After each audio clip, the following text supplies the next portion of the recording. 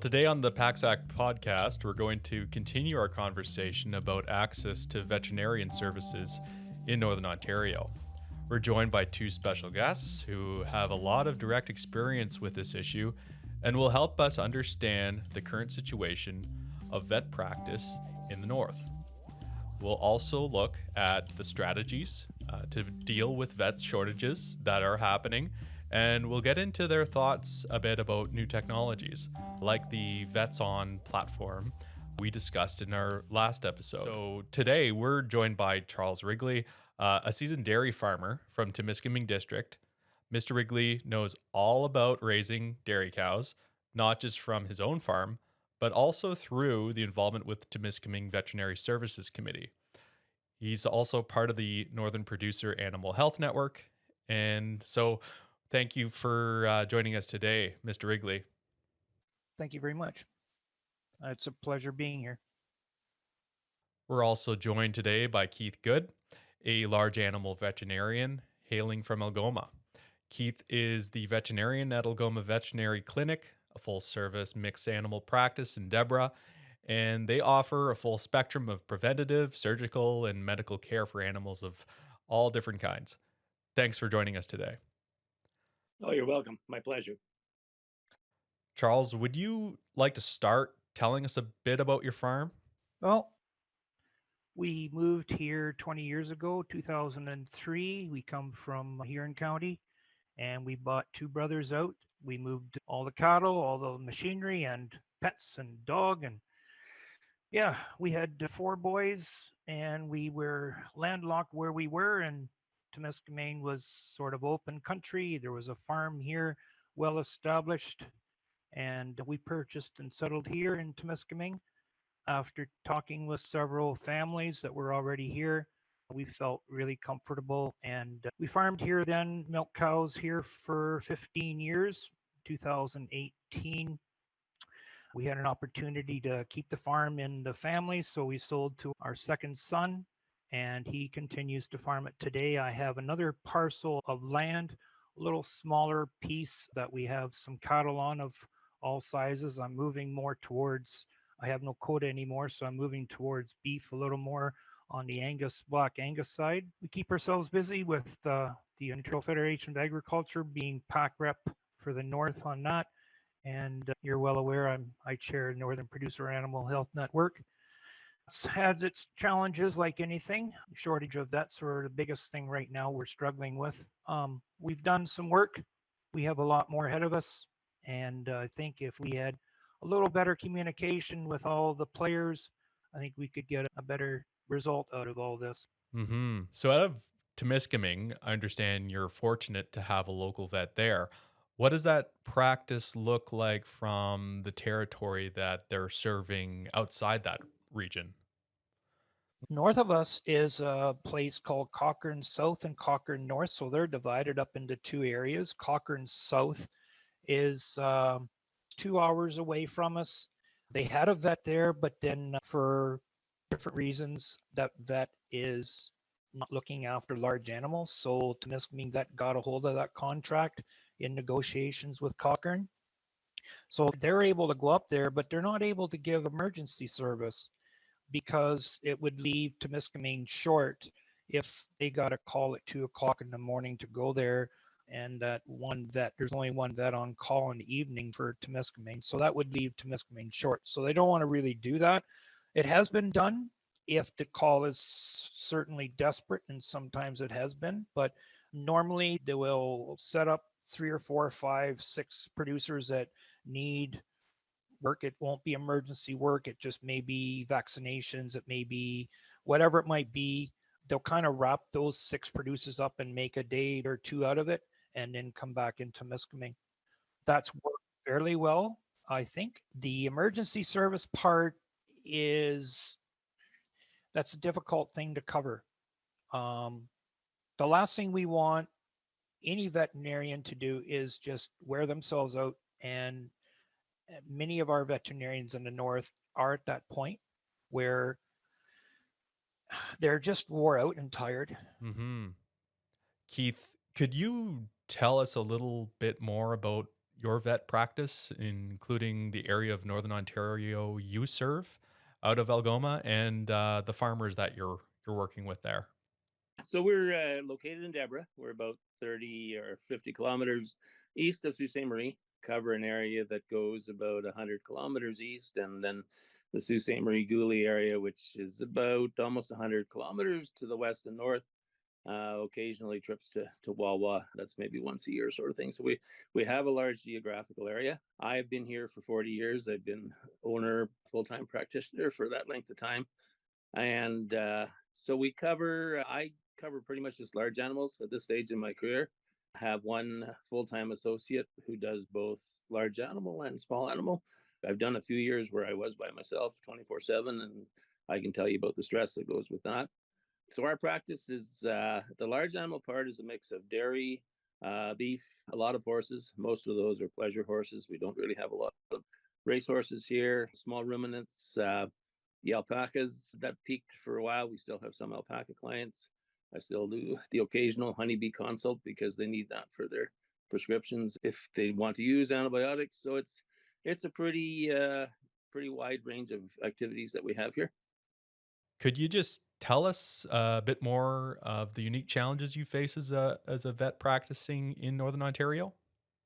Well, it's the distance is the big part. I mean, if you one end of the practice and there's an emergency at the other end, I mean, you just gotta have clients deal with it, help them get through it. The big thing is recruiting staff, particularly veterinarians. We've been fortunate that we've been able to get some new graduates in the last couple of years, so that is helpful. That is probably one of the biggest challenges we face. Charles, for our listeners, could you share what the Northern Producer Animal Health Network is made up of? And can you share some of the challenges that are being faced specifically when it comes to veterinary care in that region? Yes, absolutely. Our district consists of east of the Manitoba border to the Quebec border, going down, covering Manitoulin Island into Parry Sound District, and covering parts of Renfrew County. We have 20, 21 or two vet contracts. Contracts are divided up and given out to northern veterinarians. The ones that are a little bigger have a little bigger clinic. They can handle one or two, maybe three contracts. Each contract is derived locally for $1,000, needs to be funded locally, and then that goes into the Ministry of Northern Development, and then they issue the checks when vets invoice their mileage to the ministry. So the program actually exists in about 99% for helping veterinarians go from farm to farm and back to their clinic again. And then it also will help a little. There's monies there also for if a vet needs a break, a holiday, or family issues. There's money there for locum, I guess you call it, and another vet can come in for a period of time to help out. So yeah, it's a good program. It would certainly be improved dramatically if that $1.20 that the vets are getting paid at the moment could be moved to $2 or $2.50. The paperwork involved in getting their dollars and invoice in the ministry is quite difficult. And each year it seems that the ministry has to approve the budget. We are in a review coming soon through the VAT program, and I'd like to see a 5-year term established. And also a joint effort to getting together every second year would be NAPAN, Northern Producer Animal Health Network, DAVA, so that's a designated area vet association, and the ministry itself. If they could get together, if we could all get together and hash out some of the things, make the program better. It's been around since 1945, so it has proven itself. It does work, and we're here to try and keep it going. And we've been involved with that program well as long as I've been here. My understanding, the program started in 1945, and Algoma was one of the first areas to be included in that. At this point, we get a travel subsidy to help cover the cost of travel. Allows me to keep my call fees the same for all clients in the area, regardless of how far we travel for them, sort of thing. And it's been helpful. I mean, that's my frustration is the program is kind of being gutted by the fact that they won't increase the funding for it. The budget for the entire program, I think, is 860,000, and it's been that way for like 10 years. And we keep hearing, well, we're going to review it and we're going to have another look at it. But every year it's a new contract with the same money. There's options for, well, in areas where a veterinarian is by himself, there's some locum assistance. There's a bit of funding for continuing education to go away for conferences, or I think even online. CE now qualifies. Yeah, I think even 50% increase at this point, doubled certainly would kind of get us back to the level of funding that we got 40 years ago. When I started here, that was a significant part of our large animal revenue. Now it's not so much so. We depend more on charging client call fees to get to the farm, just to be able to cover the cost. I think we're going to talk a little later about telemedicine and distance medicine. I'm thinking if there's going to be government funding goes into something like that, preference should be to give it to one of the practices that's on the veterinary assistance program. For some practitioners, it might make the difference between a viable practice and not being viable.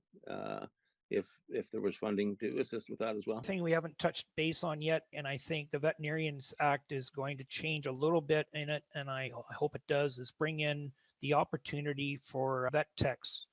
Vet techs can do a lot more than they're governed to do at the moment. They can go out to a farm, and as long as they're comfortable, I'm not saying surgery, that is not what I'm saying here, but they can do a lot of things. They can take a lot of travel stress off the existing vet by communicating with them. I know that's not always possible.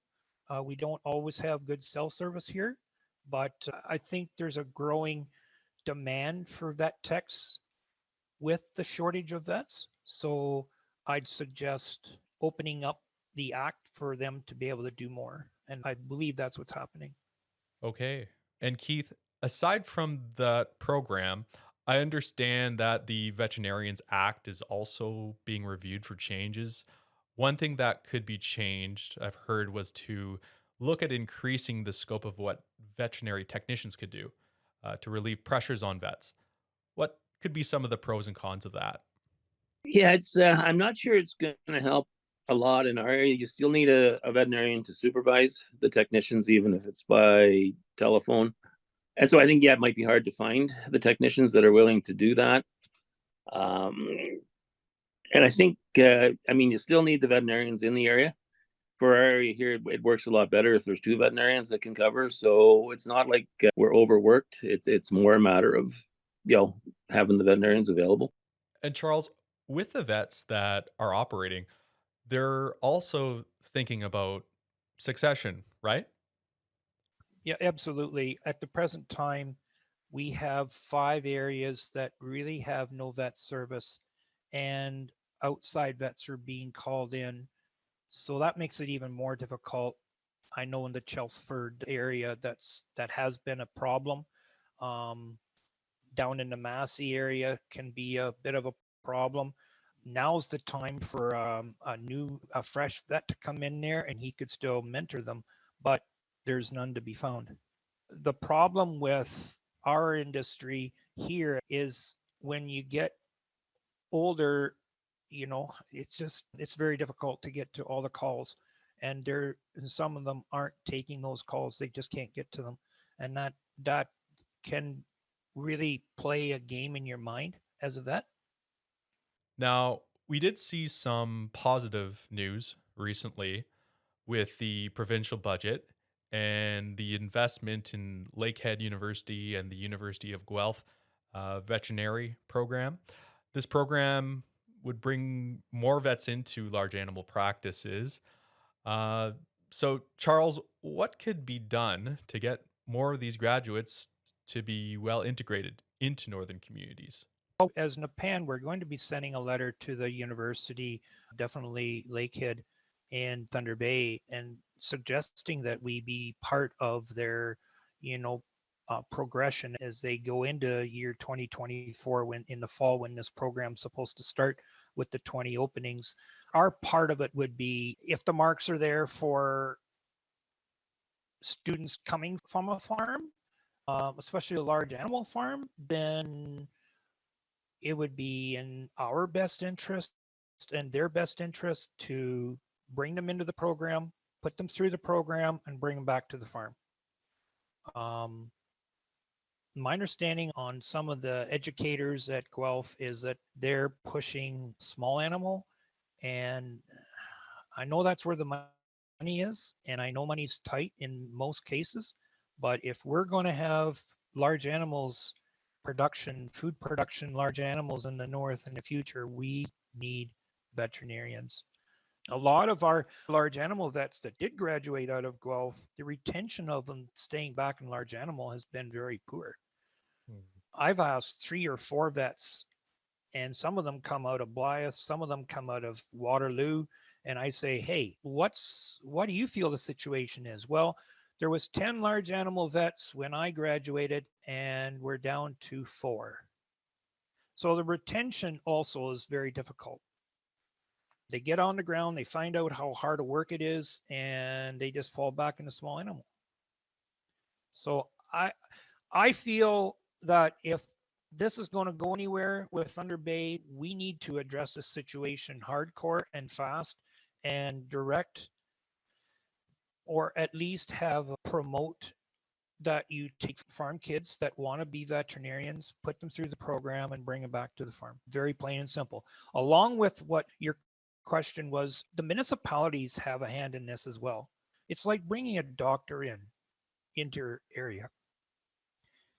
If you need a doctor, you do what you can to bring him in. It's the same with for a vet. If veterinarian has a partner, you need to have a position. You need to have opportunities for their partners and their families to come into the area. Whether it's a vet service committee helping along those lines, which that should be, and a municipality, they all should get together. They'll have more success drawing a new vet by working together and putting up some money. You come here, here's $25,000. There's a house here available for you for the first 5 years, whatever it might be, whatever that municipality can do, they need to be able to do it and be prepared to do it. I'm excited about this new initiative to increase the number of veterinarians in Ontario graduating, and the fact that they can, start at Lakehead. I don't think they've explicitly said that it's going to be give preference to applicants from Northern Ontario, but I think that's kind of the natural expectation. And then that is really key in recruiting veterinarians. If they've got a local base or a local connection or from the area, and their significant other also, has a job or a connection in the area, that makes a big difference as far as, recruiting and retaining somebody to work in the area. So, Keith, how is it looking for your practice going forward? Well, it's looking. We've got a new grad that's pretty keen on mixed practice. Now she trained in Minnesota, and I think there was a good applicant that Guelph kind of lost out on in their selection process. The good side is I think she got a lot more hands-on training in Minnesota and hit the ground kind of ready, more prepared to practice. We have a new graduate that's just starting right now that's doing small animals only, but again, she's from the area. Her husband's got a job in the area, sort of thing. This is where she wants to be.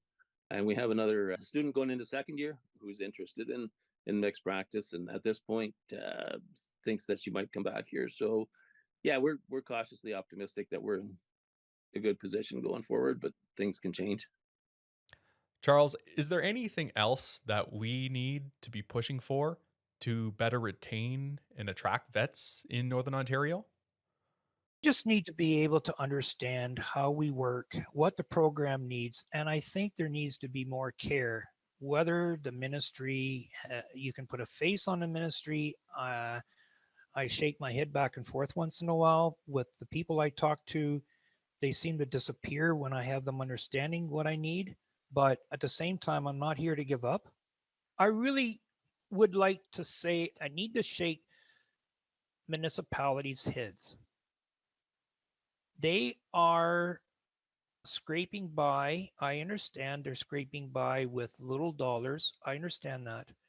But not everything boils down to money. If the municipality understood enough and cared enough to bring a vet in like they do a doctor, a medical doctor.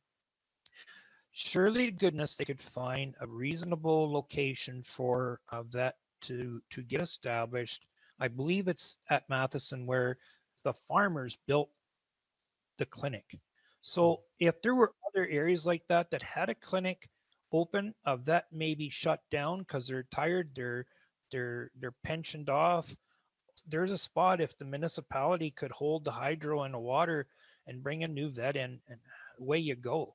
With the clearing of land, the tiling of land, we're seeing more cash crop coming in, being done on that ground. Um, when you look at dairy, it got a huge investment in quota buildings. You look at any livestock, it's fine. Beef is up and down. It's pretty good right now, but in the long run, cash crops winning out here.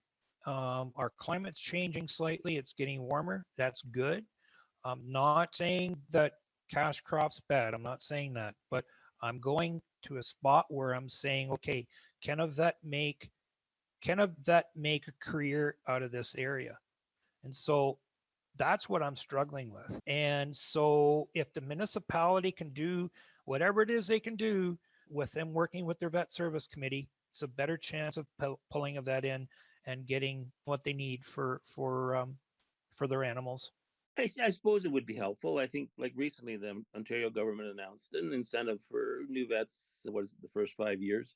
So I think that's going to be appealing for new vets as far as considering coming to an area like this. Yeah, in this area, I'm thinking if we got to the point where we needed, to do recruitment, the local vet services committee would probably the people that would go to that. Now they do get their funding from the local municipalities, so it still essentially comes from the municipalities, but they might rally the municipalities to put together some funds to do that.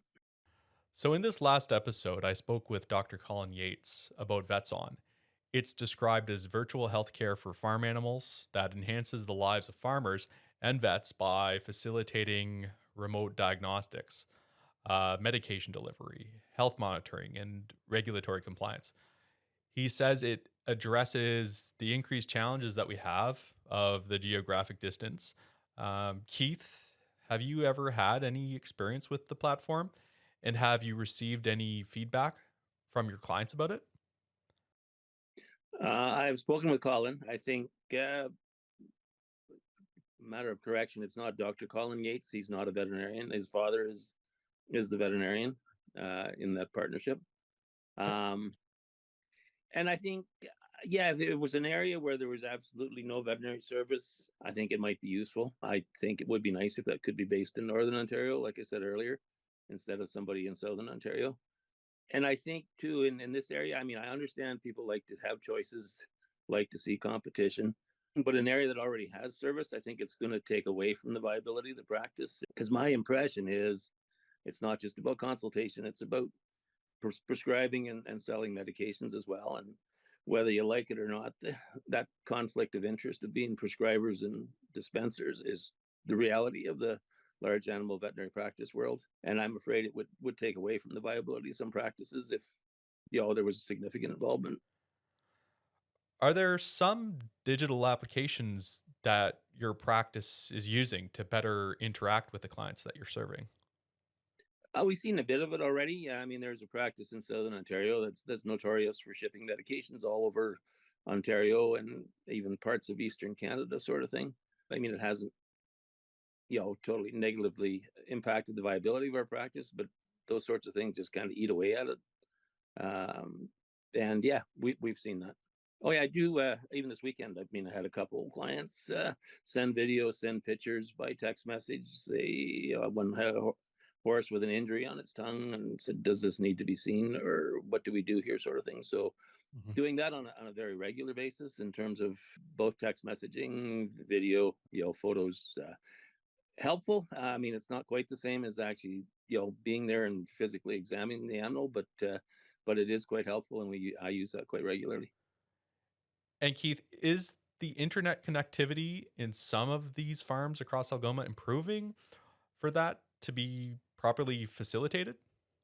It is improving. There's still clients that really don't have good access as far as connectivity, so that is an issue. And then of course we have the some of the Mennonite and Amish clients who won't use that technology.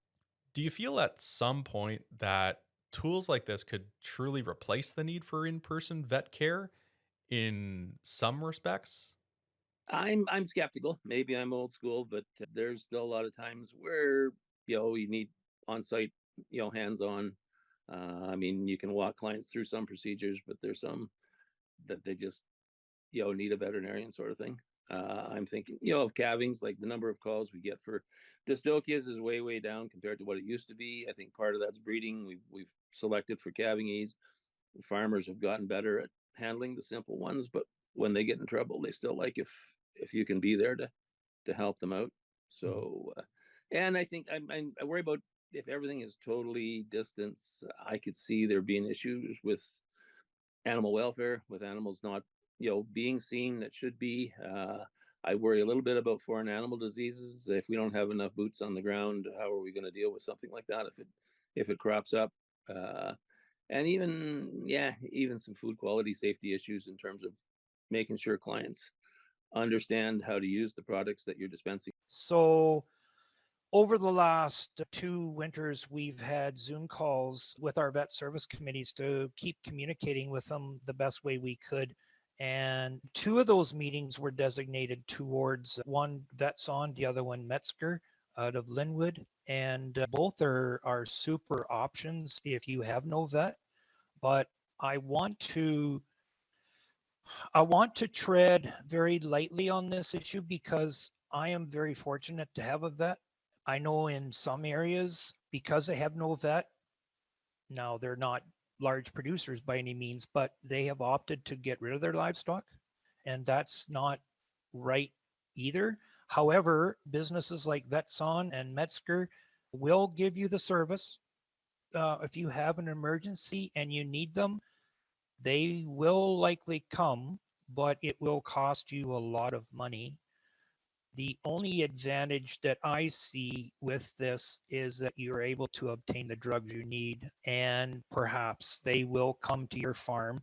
Uh, with technology the way it is, there's many pockets in the north that do not have the capability of making use of that technology, and I can't see it coming in the near future. I see it maybe better coming in the next 20 to 25 years, but that technology is here now for those that can use it. The farmers that are moving from the south into the north, like myself at one point, I just jumped in and used a local vet because I found that very easy, that transition.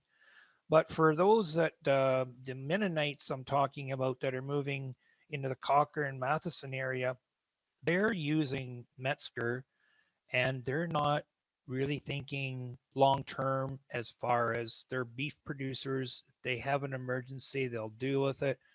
But they have that relationship with Metzger, and that's not a problem. However, it can be a problem if there's a new vet that wants to come into the area and service them. So, in a short term, to get you through a tough time, definitely. If that's what you want to do, um, they're out there and they will get you the drugs you need, and you have to go from there. But the perfect scenario is to have that local vet that you can call, have that close relationship with, and he or she will service you in an emergency situation. Those groups I'm talking like Vetson and Metzger really shy away from the dairy side.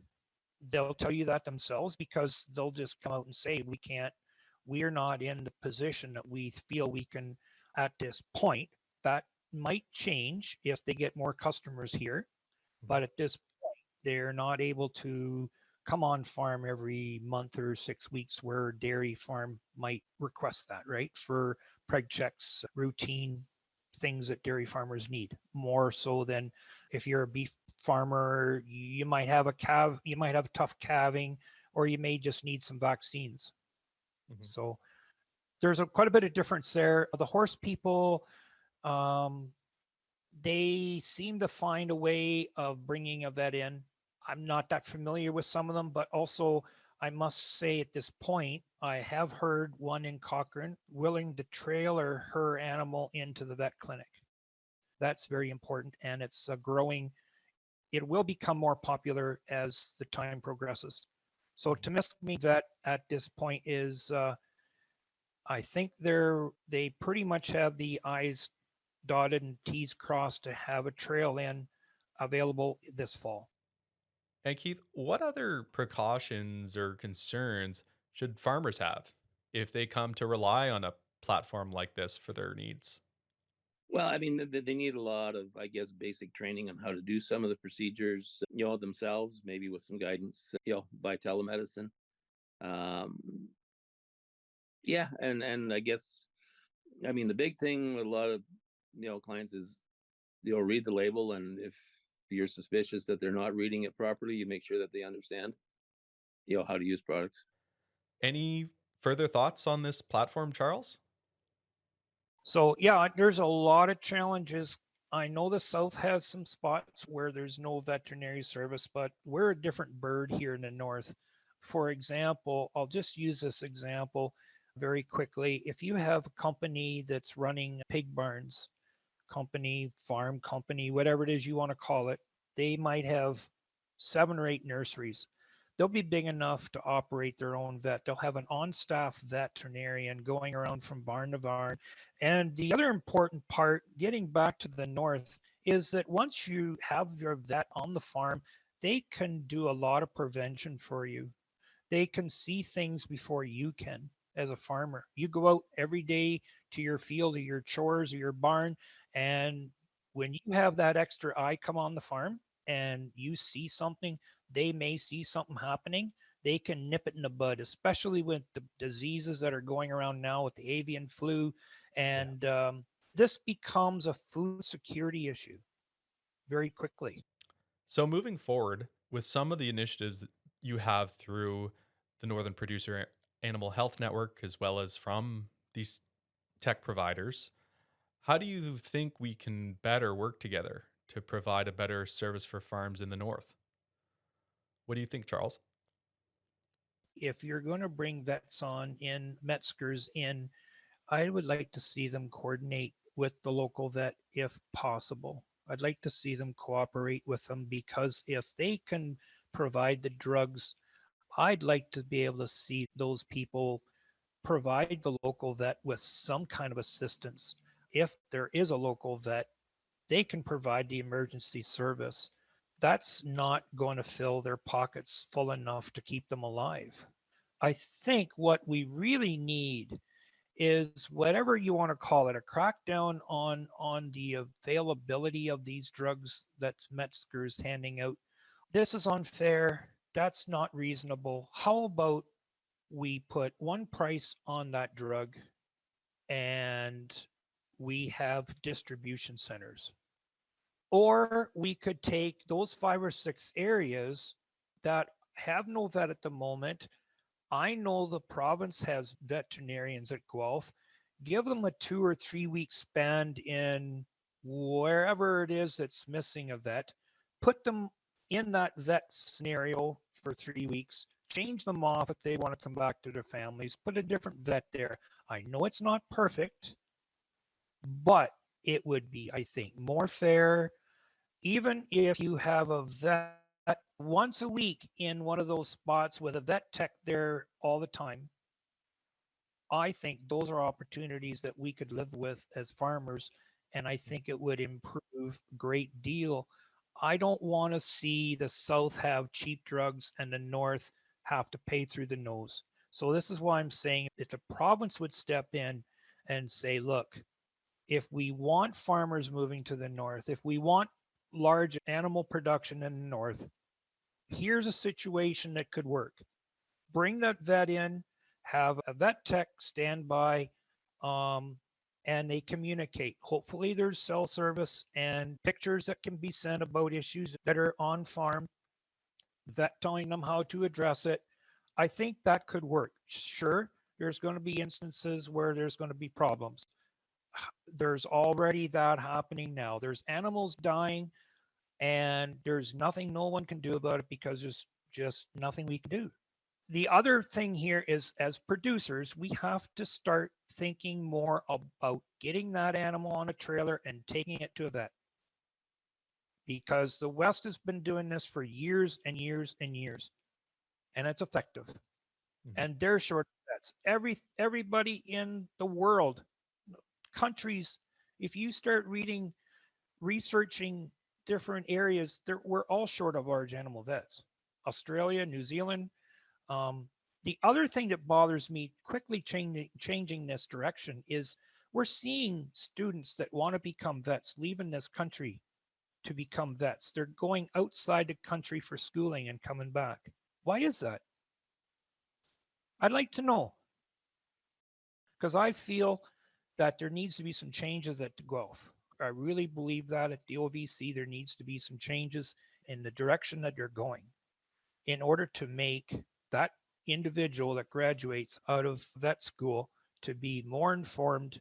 We've got millions of dollars invested in buildings at Elora, beef research, dairy research.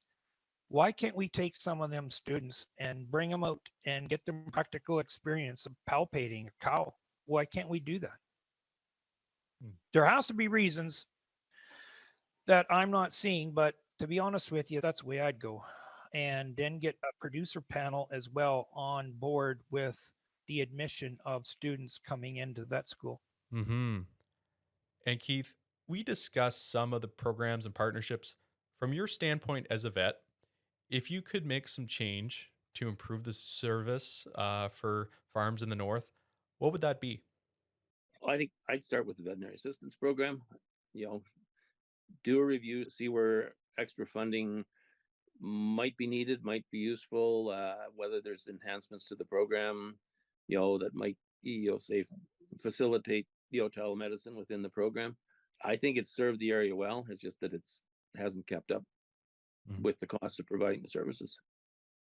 Finally, would you have anything to add, Charles? Yeah. The other thing we're going to want to do is fight hard to bring that per diem or bring that per kilometer fee up. And that would help to entice new blood, new people.